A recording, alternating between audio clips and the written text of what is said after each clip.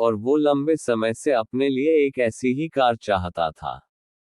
विमल जानता था कि उसके माता पिता इसे खरीदने के लिए सक्षम हैं, इसीलिए उसने उन्हें बताया कि उसे ये कार अपने ग्रेजुएशन कंप्लीट होने पर गिफ्ट के रूप में दे। देखते ही देखते वो दिन भी आ गया और पिता ने जेम्स को अपने निजी कार्यालय में बुलाया। उन्होंने उससे कहा कि मुझे तुम्हारे जैसे अच्छे बेटे पर बहुत गर्व है। उन्होंने उससे बताया कि वह उससे कितना प्यार करता है और उसे एक प्यारा रैपर से लिपटा हुआ उपहार दिया। विमल उस छोटे से गिफ्ट के डब्बे को देख निराशा महसूस करने लगा, लेकिन वह जानने के लिए उत्सुक था कि ऐसा क्या था उस बॉक्स में, इसलिए उसने बॉक्स तुरंत खोला और उसमें एक लाल कपड़े से लिपटी भगवद गीता देखी। आप इतने अमीर हैं और आप मुझे केवल एक गीता दे रहे हैं। काफी गुस्से से अपने पिता पर वो चिल्लाया और अपनी नाराजगी और गुस्से के वश में आकर विमल ने आव देखा ना ताव तुरंत घर छोड़ दिया। काफी साल बीत गए, विमल अब एक सफल व्यवसायी बन गया था। वह अपने जीवन में खुश था, उसकी शादी हो चुकी थी और उसके 2 बच्चे थे। उनका परिवार एक सुंदर घर में रहता था, लेकिन उसके पिता के साथ टूटे रिश्तों के कारण उसकी आत्मा अभी भी आहत थी। विमल अपने पिता का घर छोड़ने के बाद कभी उनसे नहीं मिला था।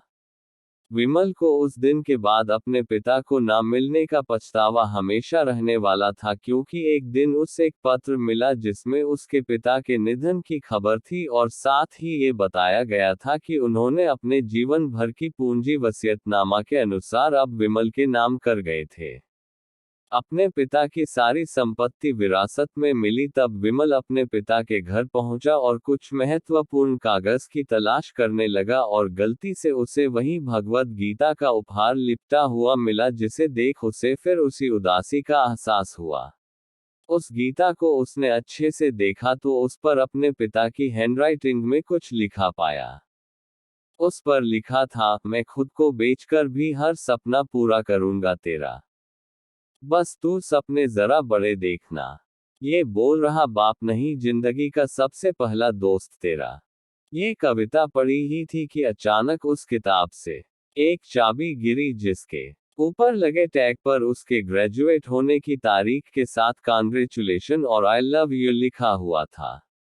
विमल के सर के ऊपर से उसके पिता का साया तो पहले ही उठ चुका था, और आज उसकी जिंदगी की सबसे बड़ी गलती के बारे में जानकर उसके पैरों के नीचे से जमीन भी खिसक गई। इस दिन विमल की आंखें और रूह दोनों पछतावे के आंसू रोई। कहानी अच्छी लगे तो लाइक करना, शेयर करना, चैनल को सब्सक्राइब करना। धन्यवाद। जय हिंद, जय भारत।